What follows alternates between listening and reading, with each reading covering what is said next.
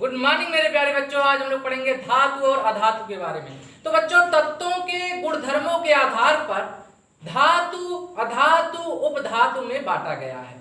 हम जानते हैं कि हमारे आवर्त सारणी में 118 तत्वों की अब तक खोज की जा चुकी है, जिनमें सबसे ज्यादा जो तत्व की संख्या है वो धातु का है। तो बच्चों, धातु होता क्या है, मेटल क्या है?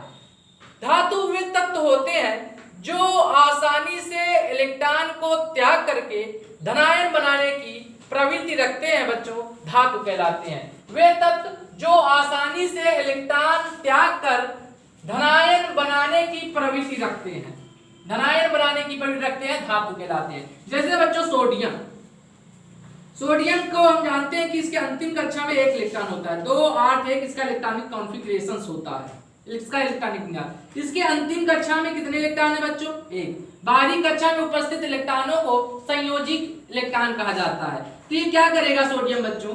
एक इलेक्ट्रॉन को त्याग देगा। एक इलेक्ट्रॉन को जब ये त्यागेगा तो सोडियम के ऊपर एक पॉजिटिव चार्ज आ जाएगा।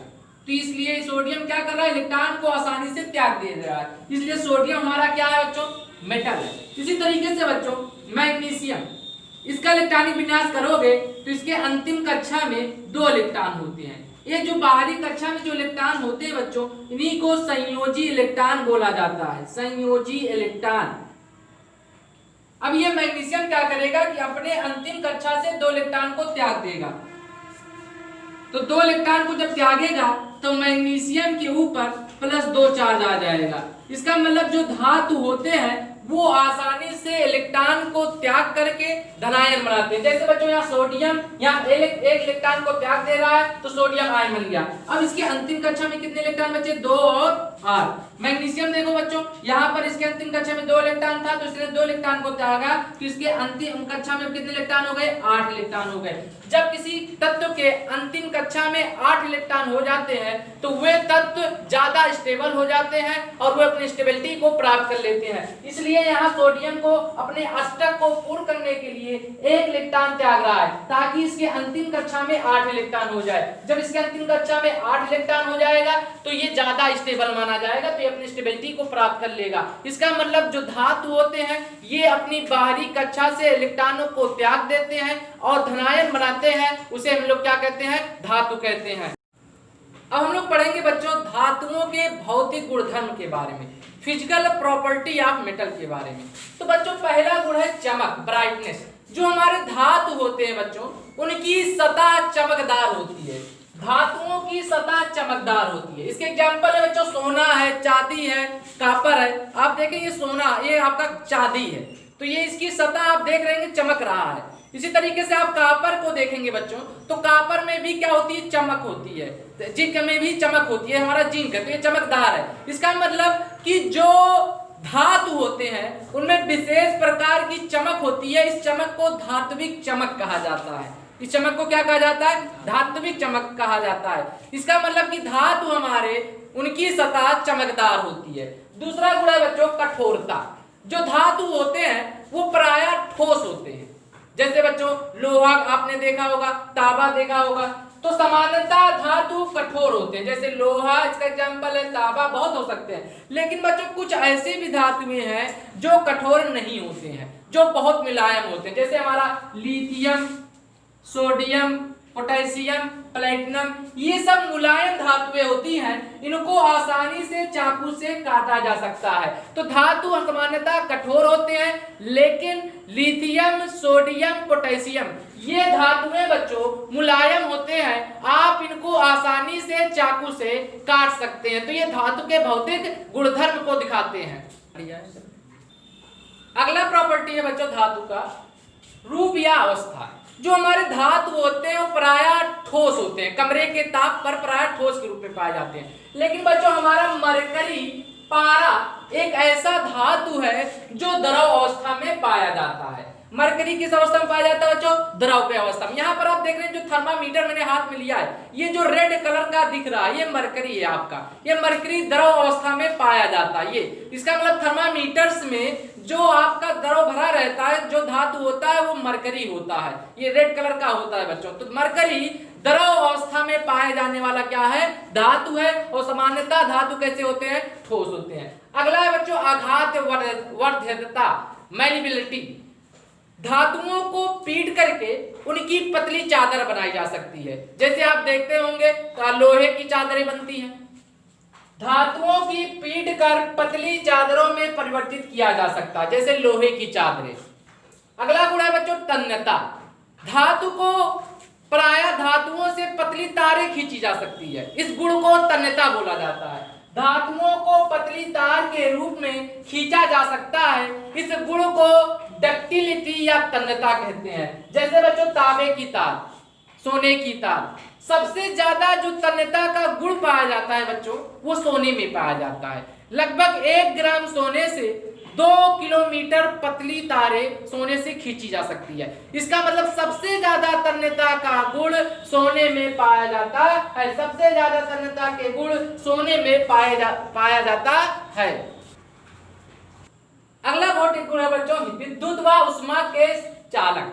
जो हमारे धातु होते हैं ये विद्युत व उष्मा के सुचालक होते हैं। सुचालक मतलब होता है कि उनसे आसानी से करंट का प्रवाह, विद्युत धारा का प्रवाह आसानी से हो जाता है। तो धातुओं में विद्युत व उष्मा के सुचालक होने के कारण ये आसानी से करंट को क्या कर सकते हैं, प्रवाहित कर सकते हैं। इसी वजह से जो बिजली घर से तार गुजरते हैं बच्चों वो सब धातु के बनाए जाते हैं। कोई कॉपर का होता है, कोई तांबे का होता है, तो ये सब क्या है, ये धातु होते हैं। तो धातु से आसानी से विद्युत धारा प्रवाहित की जा सकती है, इसी वजह से धातु से बनाए जाते हैं।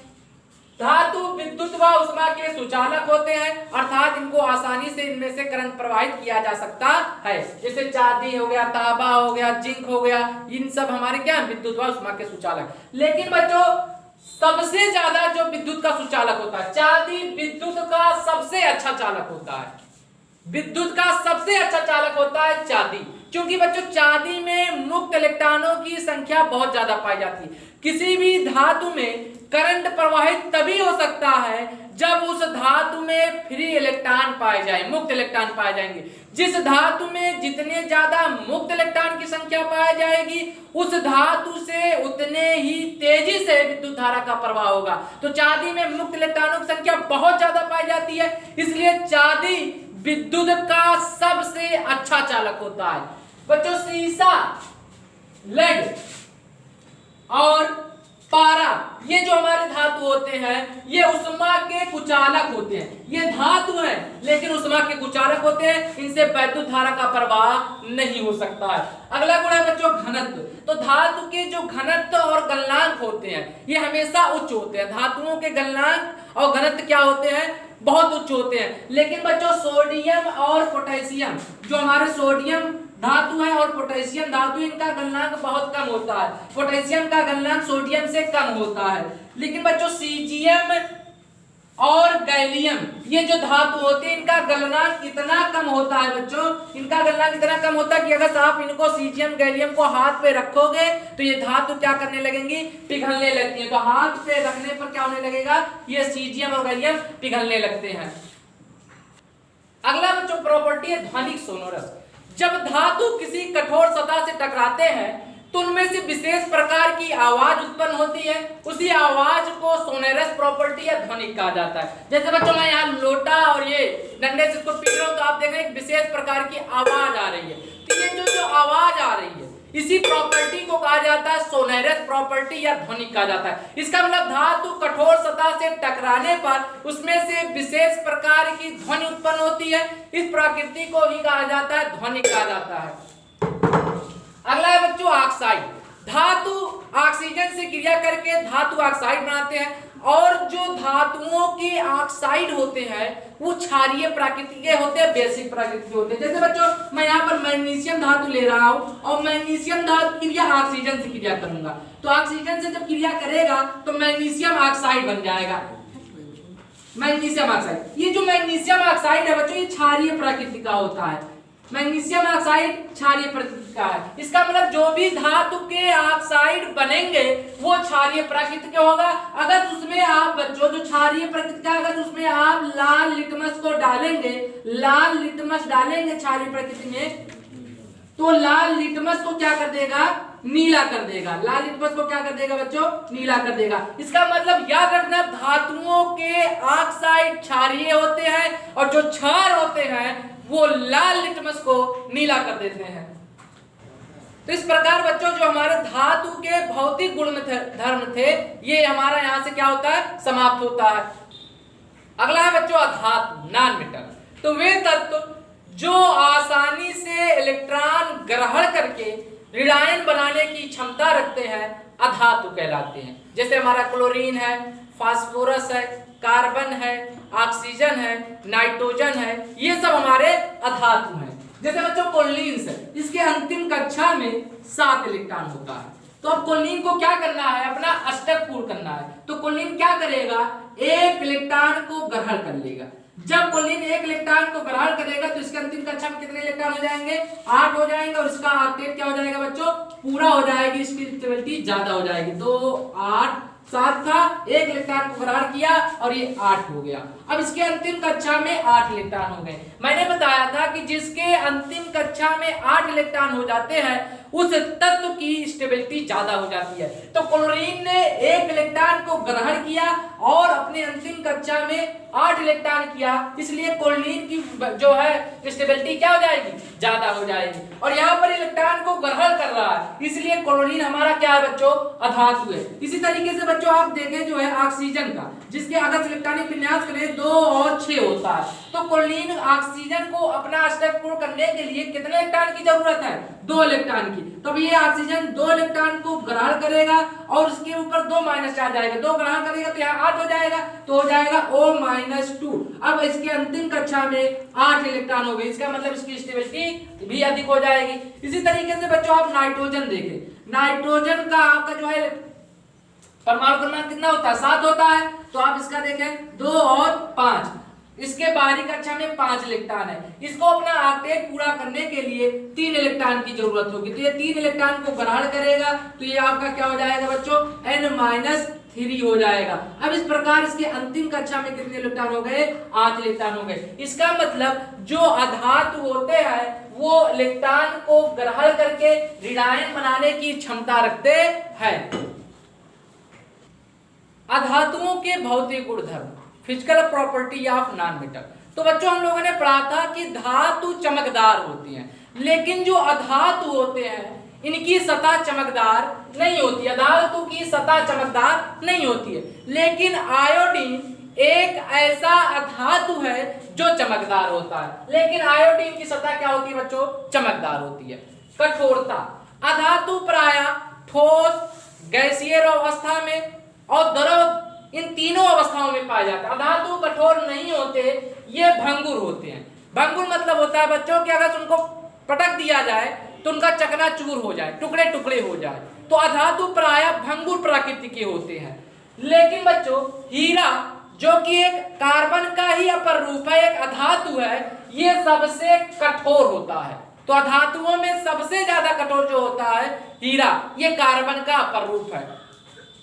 रूप या अवस्था, तो बच्चों जो हमारे अधातु होते हैं ये कमरे के ताप पर या तो ठोस में पाए जाएंगे या गैसीय अवस्था में होते हैं। तो जो अधातु होता है या ठोस के रूप में हो सकते हैं या गैस के रूप में होते हैं। लेकिन बच्चों ब्रोमीन हमारा एक ऐसा धातु है जो द्रव की अवस्था में पाया जाता है। ब्रोमीन अधातु है जो द्रव अवस्था के रूप में पाए जाते हैं। कुछ अधातु गैसीय अवस्था में भी पाए जाते हैं। गैसीय अवस्था में जो धातु पाए जाते हैं बच्चों हमारा हीलियम है, गैसीय अवस्था में पाया जाता है बच्चों। ये हीलियम, नियान, ये सब अधातु हैं, ये जो गैस के रूप में पाए जाते हैं। हीलियम है, नियान है, आर्गन है,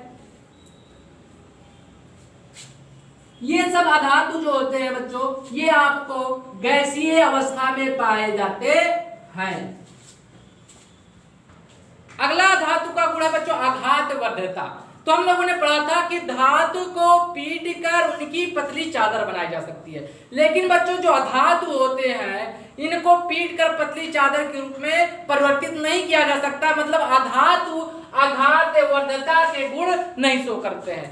अगला गुण है तन्यता। तो हम लोगों ने पढ़ा था बच्चों की जो धातु है उनसे पतली तार खींचे जा सकते हैं, लेकिन अधातुओं से कोई भी पतला तार खींचा नहीं जा सकता। इसका मतलब अधातु तन्यता के गुण नहीं दिखाते हैं, अधातुओं की पतली तार के रूप में नहीं बनाया जा सकता है।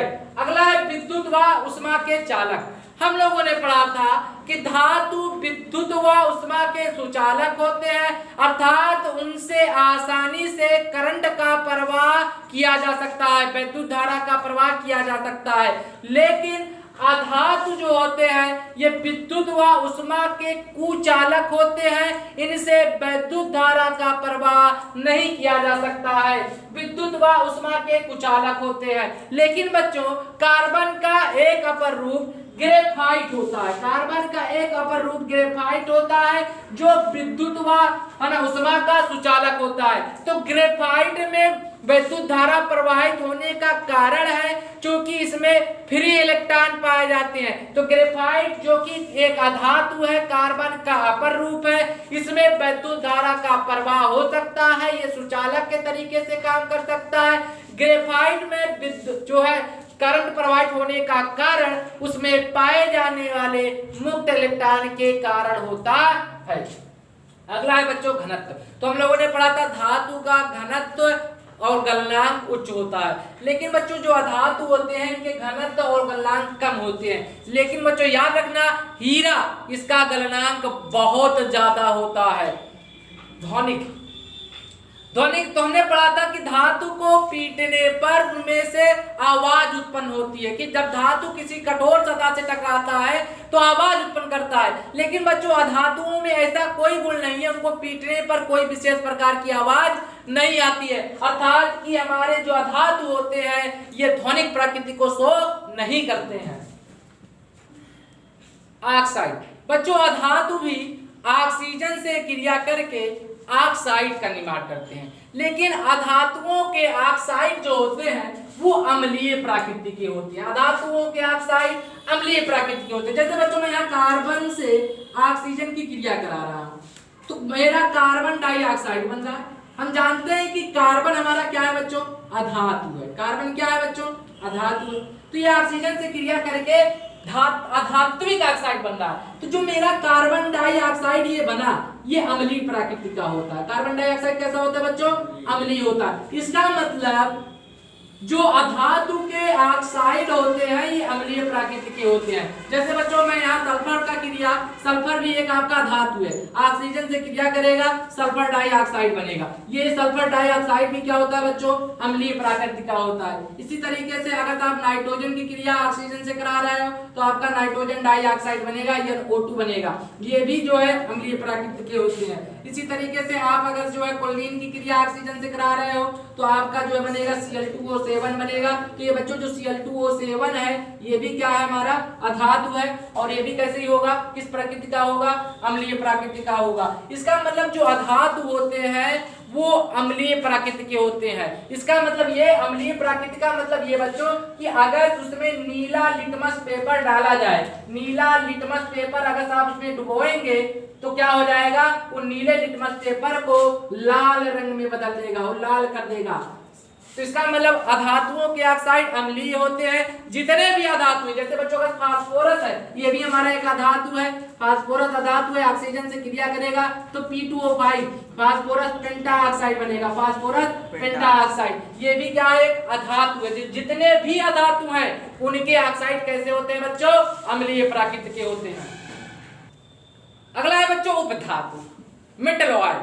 उपधातु मतलब होता है वे तत्व जिसमें धातु का भी गुण हो, अधातु का भी गुण हो, ऐसे तत्वों को उपधातु कहा जाता है। ऐसे तत्व जिनमें धातु तथा अधातु दोनों के गुण पाए जाते हैं उपधातु कहलाते हैं। जैसे बच्चों हमारा आर्सेनिक, एंटीमनी, AsSp, आर्सेनिक और एंटीमनी, इनमें धातु का भी गुण पाया जाता है, अधातु का भी गुण पाया जाता है, इसीलिए इनको उपधातु में रखा गया है। तो इस प्रकार बच्चों आज हम लोगों ने धातु और अधातु, उपधातु के बारे में पढ़ लिया। अब अगले लेक्चर्स में हम लोग धातु, अधातु के रासायनिक गुण के बारे में अध्ययन करेंगे।